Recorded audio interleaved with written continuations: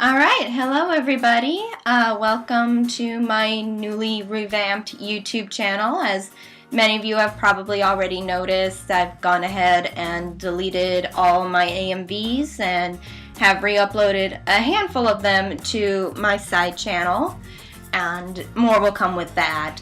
In this video, I'm basically going to talk about what kind of changes I plan to bring to this channel and kind of my reasoning. So it's been a long time since I've updated this channel on a regular basis. Half of that is because, I got back into Yu-Gi-Oh! And so I'm uploading to, my other channel for all of that. Some of you might remember a lot of the copyright issues I had with that a few years ago. But I have been wanting to create a new YouTube channel dedicated to my art and my animation for years, but as of recently, I just now have kind of the nerve and the means to go about that. It might have come out of a left field for a lot of people. I really did not openly talk about my eventual plans for a new YouTube channel, and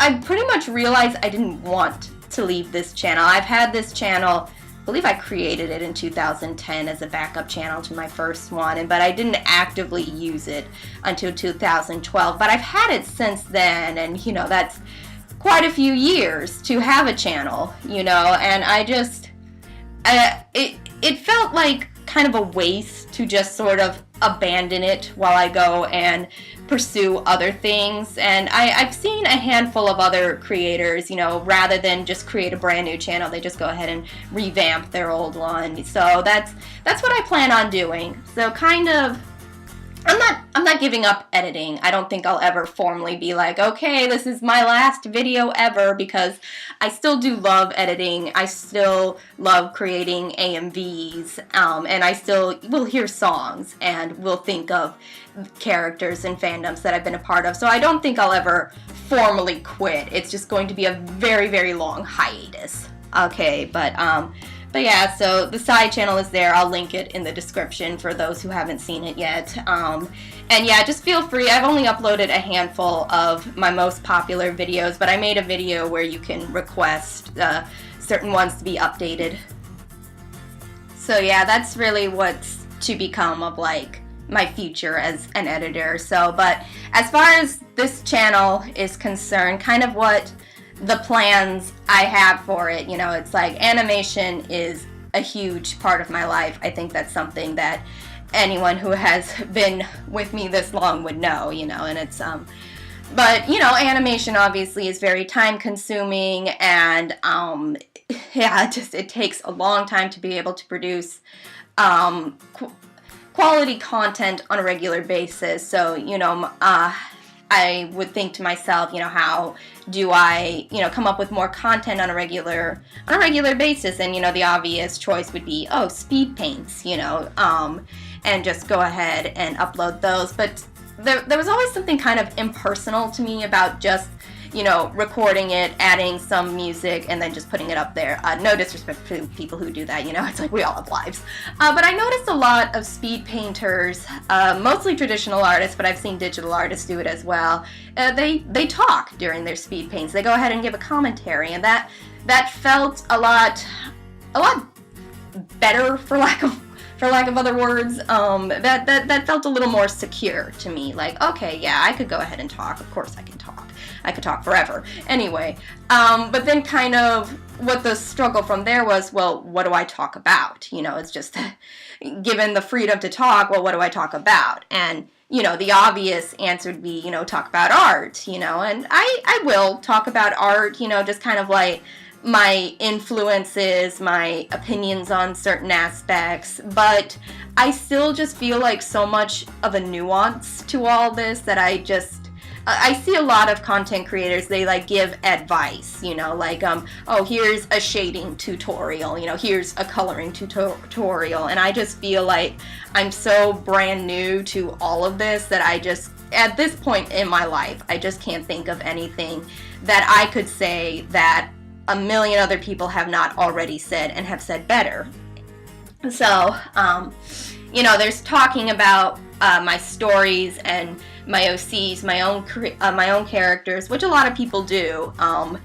And I could talk for hours and hours about my OCs and just explain every little thing about them, but my stories are so plot intricate that to just explain even minor details, and I've had this issue for years, but just to explain even minor details about my OCs would be just massive spoilers. You know, it's like, well, what's this character like? Oh, well, they're the way they are because of their origin story, which I can't tell you because, you know, that's a massive spoiler for another character's origin story because they're interwoven with each other, etc., etc., etc. So it's like, it's not that I can't talk about my OCs, it's just if I want to leave my stories, you know, up for the readers or whatever, it's like I kind of have to be in the shadows about them. But hopefully in the future, once I've gained a little more of an audience and, you know, people have kind of picked up on my storytelling, you know, it's like hopefully I can just go ahead and talk about characters like yeah, something like Candy or Valen. I could probably talk about them for a bit because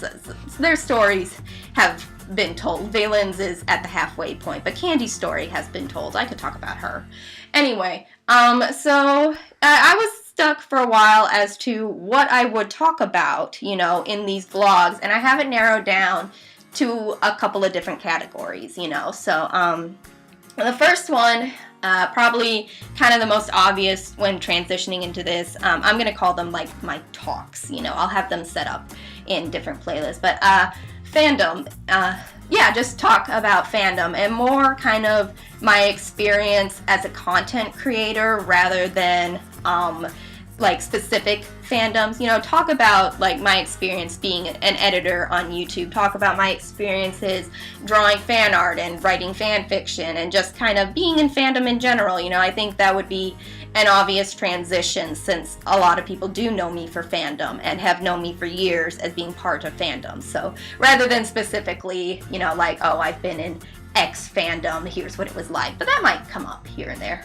The other one, and this one might feel a little more random, I don't know, but it does come very naturally to me, and a lot of my stories and my characters reflect this, and it's so much a part of me, will be like discussing LGBT issues and just my experience with that, you know, as like a non-binary lesbian, and just kind of, hopefully those talks won't get too heavy, but just kind of like in general, and that one I do feel I can be a little more educational on, like especially with, you know, non-binary issues and kind of labels and things like that. Like that's definitely something that I can and I have talked about with other people and kind of help them get through their situation.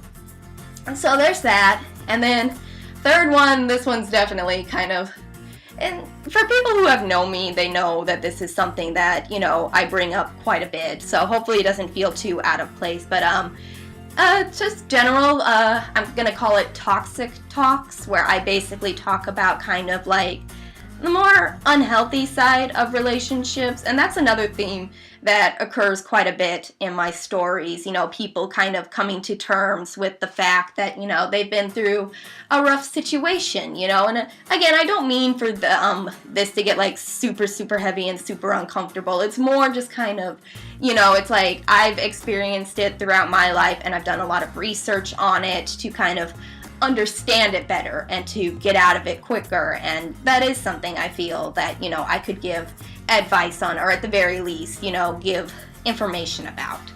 So that, and then the last one, and this one will probably kind of be a once in a while thing, like when I feel like something I want to talk about doesn't fit into the other categories, personal talks, you know, and obviously all of these will be personal, but like I said, if I feel the issue or whatever, or the situation I want to talk about doesn't quite fit into the other categories, you know, every once in a while I might give like a little background on me, or get a little more personal, obviously.